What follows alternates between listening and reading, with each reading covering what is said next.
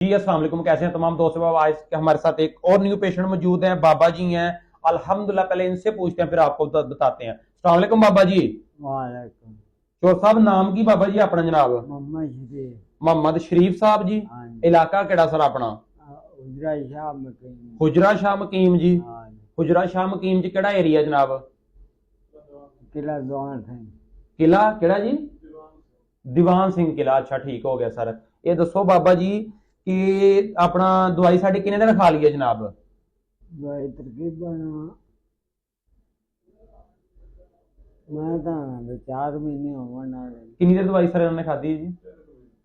3 महीने दवाई खा ली है जनाब। मेरे असी आए तो मोड़ इतों मंगवा दे रहे जी ठीक है, 3 महीने हो गए दवाई खाते हैं। अच्छा ठीक है बाबा जी, तबीयत दसो कैसी है, सेहत कैसी है? सेहत वाह आई है तो बस मोड़ कोरे मैदे की नुक्कर है। अच्छा जी। जेड़ी जे खा रहा हूँ वो गल अच्छा ठीक है, नहीं जी दवाई खाधी बाबा जी ना बेहतरी किन्नी का आई हजूरे दसो जनाब। उनके नाल तो वाह फर्क पाएगा। वावा फर्क पै गया। हाँ चलो अल्लाह की जात पाक का अपना करम करे। बाबा जी ये दसो जनाब कि अपना परहेज मुकम्मल कर दियो नाल कि नहीं? हाँ जी।